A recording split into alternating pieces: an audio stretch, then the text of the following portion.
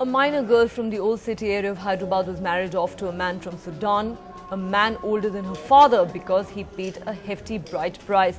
The brave young girl escaped from her home and landed at the police station to complain. The Sudanese man, the girl's father, her aunt who played a broker, the Qazi who got her married, and a couple of other middlemen have been arrested. The old city of Hyderabad was notorious at one point as a bride bazaar for rich Arab sheikhs, rich and old Arab sheikhs. But now the market seems to be turning a little different. There have been reports of people coming in from other countries. This time round, it's a Sudanese who has come down, married a minor girl. But one little girl, in fact a minor, not even 17 years old, was brave enough to come to the police station, complain and get her freedom. I have with me this young girl. आपकी निकाह कर दी गई, आपको उसमें आप राजी नहीं थे? जी नहीं। किसने करवाया निकाह? घर में कराया। आपके अम्मी पापा ने ही करवाया आपका निकाह? जी हाँ। तो आप हिम्मत करके बाहर कैसे आई? मैं ऐसे से आ गई, घर के बाहर निकल के पुलिस स्टेशन पहुंच के रिपोर्ट लिखाई। आपको क्या कहा गया कि आप पैसे भी आपके मम्मी पापा को दिए गए इसके लिए, और जो आदमी आया था उसको आपके साथ निकाह काजी ने करवा दिया था? जी हाँ, काजी ने कराया निकाह, घर में पैसे दिए, काजी ने निकाह कर दिया। आपने तब अपना ये नहीं कहा था कि आपको मंजूर नहीं है, ये बात आपने नहीं कहा तब? जी नहीं, मैं कुछ भी नहीं मालूम था निकाह ऐसा होता बोल के, इसलिए मैं हाँ बोल के बोल दी। वो ज़बरदस्ती कर रहे थे आपके साथ?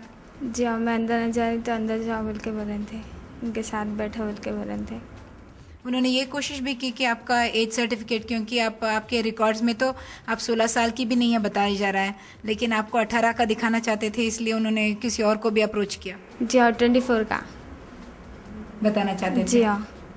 क्या आप जानते हैं कि छोटी लड़कियों को ऐसे फंसाया जाता है, निकाह के नाम पे भी फंसाया जाता है, ये निकाह सही में नहीं है?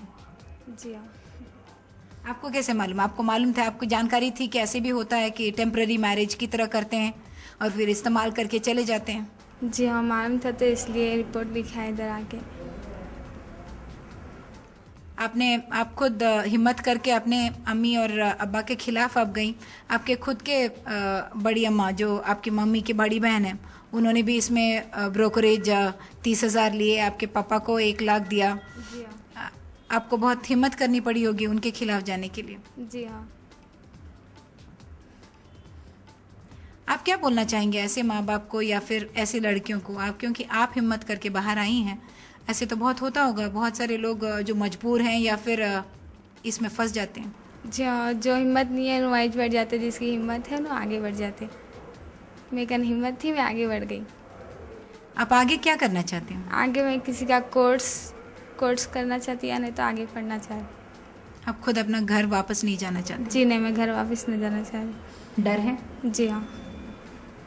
So this young girl says she doesn't want to go back to her parental home. She would like the support of the state missionary if possible, to be able to live in a rescue home possibly, and perhaps continue her education and get some support so that she can earn her livelihood.